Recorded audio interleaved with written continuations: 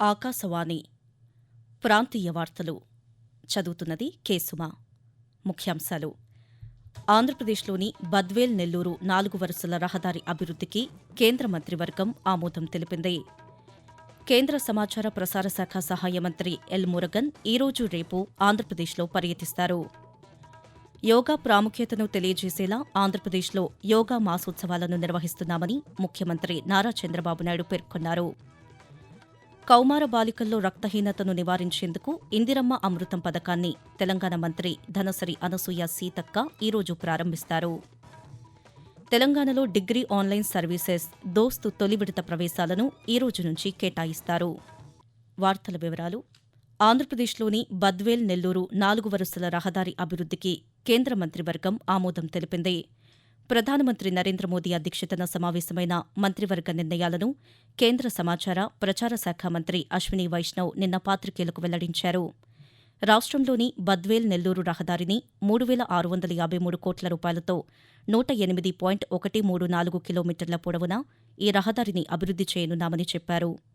ఈ నిర్మాణంతో ఆ ప్రాంతంలో ఉపాధి అవకాశాలు పెరుగుతాయని కేంద్ర మంత్రి తెలుపుతూ, NH67 उसका जो लास्ट सेक्शन है दैट वाज अ बॉटलनेक. उस करीब अराउंड 105 किलोमीटर्स इसको आज अप्रूव किया गया है 4 लेन हाईवे के तौर पे. मैप पे अगर हम देखें तो मैप पे आप देखेंगे this is the Krishnapatnam port. ये कृष्णापट्टनम पोर्ट है. ये एंड पॉइंट ऑफ NH67 है. మరోవైపు వరి సహా మొత్తం 14 ఖరీఫ్ పంటలకు క్వింటాల్పై కనీస మద్దతు ధర పెంచినట్లు తెలిపారు. ఆయా పంటలకు ధర కోసం 2.7 లక్షల కోట్లు కేటాయిస్తున్నట్లు అశ్విని వైష్ణవ్ తెలిపారు. కేంద్ర సమాచార ప్రసార శాఖ సహాయ మంత్రి ఎల్. మురుగన్ ఈరోజు రేపు ఆంధ్రప్రదేశ్లో పర్యటిస్తారు. పర్యటనలో భాగంగా అన్నమయ్య జిల్లా రాయచోటి మండలం లక్కిరెడ్డిపల్లిలోని మాతంగ మహాపీఠాన్ని దర్శించుకుని ప్రత్యేక పూజలు నిర్వహిస్తారు. అనంతరం మధ్యాహ్నం రాయచోటిలోని జిల్లా కలెక్టర్ కార్యాలయంలో కేంద్ర ప్రభుత్వ పథకాల అమలు తీరుపై సంబంధిత అధికారులతో సమీక్షా సమావేశాన్ని నిర్వహిస్తారు. తరువాత స్థానికంగా జరిగే కార్యక్రమాల్లో పాల్గొంటారు. కాగా రేపు తిరుమలలో శ్రీ వెంకటేశ్వర స్వామివారిని దర్శించుకోనున్నారు. యోగా ప్రాముఖ్యతను తెలియజేసేలా ఆంధ్రప్రదేశ్లో 4 రోజుల పాటు యోగా మాసోత్సవాలను నిర్వహిస్తున్నామని ముఖ్యమంత్రి నారా చంద్రబాబు నాయుడు తెలిపారు. వైఎస్సార్ కడప జిల్లాలో నిన్న 2వ రోజు మహానాడులో ముఖ్యమంత్రి మాట్లాడుతూ, జూన్ 21న విశాఖపట్నంలోని ఆర్కే బీచ్ నుంచి భీమునిపట్నం వరకు 5 లక్షల మందితో యోగా కార్యక్రమాన్ని నిర్వహించనున్నామని తెలిపారు. అదే రోజున రాష్ట్ర వ్యాప్తంగా 2 కోట్ల మంది యోగా చేసేలా కార్యాచరణ సిద్దం చేస్తున్నామని తెలుపుతూ, ప్రపంచంలోనే తెలుగు జాతి నెంబర్ 1 గా ఉండాలని చెప్పి మనందరం ఆలోచిస్తున్నాం. అందుకే జూన్ 21 జరిగే యోగా డే ఒక చరిత్ర సృష్టించబోతున్నామని చెప్పి నేను మీకు తెలియజేస్తున్నా. ఇది ఒక హిస్టరీ. ఆపరేషన్ సింధూర్ నేపథ్యంలో అఖిలపక్ష పార్లమెంటరీ ప్రతినిధి బృందాల విదేశీ పర్యటనలు కొనసాగుతున్నాయి. ఇందులో భాగంగా జేడీయూ ఎంపీ సంజయ్ ఝా నేతృత్వంలోని ప్రతినిధి బృందం ఇండోనేషియాలోని జకర్తాలో ఆ విదేశాంగ శాఖ మంత్రి HE Arif Havas Oegroseno, ASEAN secretary general Kao Kim హోర్న్లతో సమావేశమైంది. ఉగ్రవాదానికి వ్యతిరేకంగా భారతదేశ వైఖరి గురించి వారికి తెలియజేసింది. పాకిస్తాన్ ప్రాయోజిత ఉగ్రవాదానికి వ్యతిరేకంగా భారతదేశం నిర్వహిస్తున్న ప్రపంచవ్యాప్త ప్రచారంలో భాగంగా ఈ ప్రతినిధి బృందం ఇప్పటివరకు జపాన్, దక్షిణ కొరియా, సింగపూర్లను సందర్శించింది.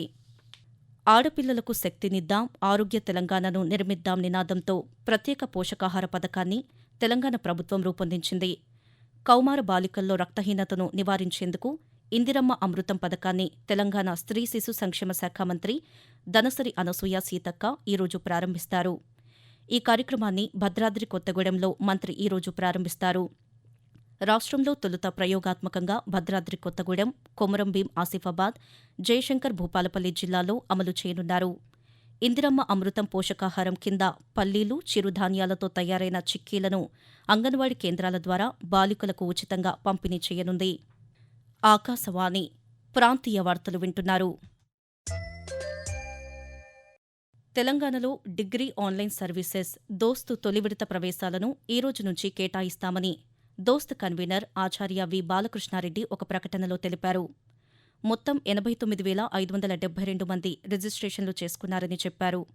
వారిలో 65,213 మంది మాత్రమే వెబ్ ఆప్షన్లు ఎంచుకున్నారని, వారికి కళాశాలల ప్రవేశాలను కేటాయిస్తామని తెలిపారు. రాజకీయాల్లో విలువలు, విశ్వసనీయత అవసరమని వైఎస్సార్ కాంగ్రెస్ పార్టీ అధ్యక్షులు వైఎస్ జగన్మోహన్రెడ్డి అన్నారు. గుంటూరు జిల్లా తాడేపల్లిలోని పార్టీ కేంద్ర కార్యాలయంలో ఆయన నిన్న వైఎస్సార్ కాంగ్రెస్ పార్టీ స్థానిక సంస్థల ప్రజాప్రతినిధులతో సమావేశమయ్యారు.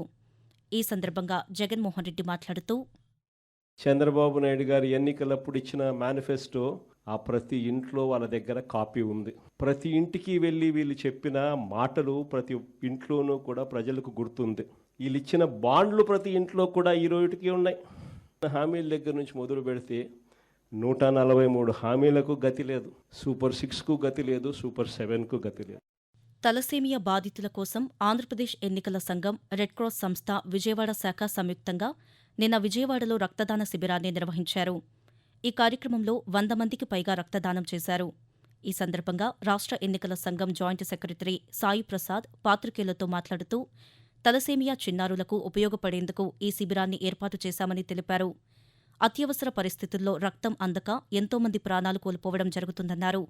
యువత స్వచ్ఛందంగా రక్తదానం చేయాలని కోరారు.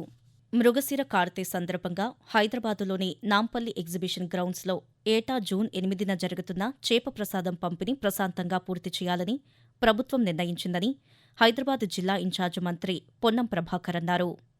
హైదరాబాదులోని రాష్ట్ర సచివాలయంలో చేప ప్రసాదం పంపిణీ ఏర్పాట్లపై అధికారులతో మంత్రి నిన్న సమీక్ష నిర్వహించారు.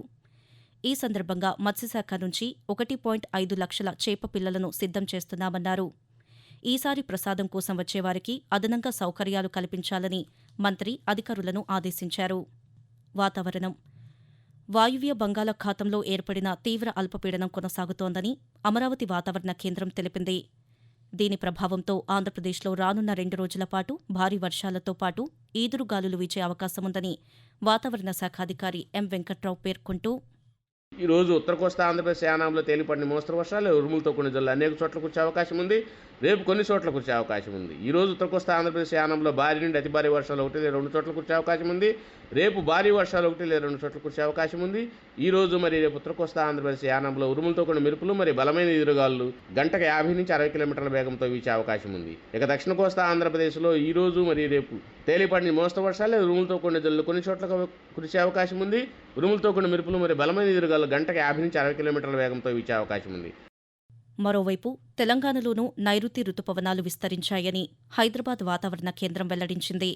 దీని ప్రభావంతో ఈరోజు రేపు పలు జిల్లాల్లో భారీ నుంచి అతి భారీ వర్షాలు కురిసే అవకాశముందని వాతావరణ కేంద్రం పేర్కొంది. ఆంధ్రప్రదేశ్ నుంచి భారతీయ జనతా పార్టీ తరపున రాజ్యసభకు జరిగిన ఉప ఎన్నికల్లో ఏకగ్రీవంగా ఎన్నికైన పాకా వెంకట సత్యనారాయణ రాజ్యసభ సభ్యునిగా ప్రమాణ స్వీకారం చేశారు. సత్యనారాయణతో రాజ్యసభ చైర్మన్ జగదీప్ ధన్కడ్ నిన్న ఢిల్లీలో ప్రమాణ స్వీకారం చేయించారు. సత్యనారాయణ 2028 జూన్ 21 వరకు రాజ్యసభ సభ్యునిగా కొనసాగుతారు. ప్రాంతీయ వార్తలు ముగించే ముందు ముఖ్యాంశాలు మరోసారి.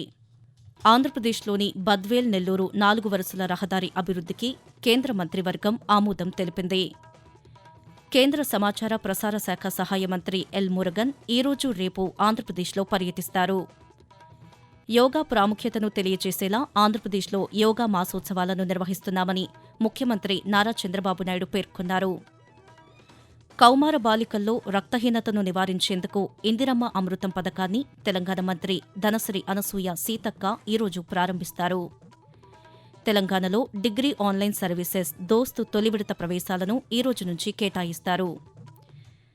ఆకాశవాణి ప్రాంతీయ వార్తలు ఇంతటితో సమాప్తం. తిరిగి 7 గంటల 5 నిమిషాలకు జాతీయ వార్తలు వింటారు.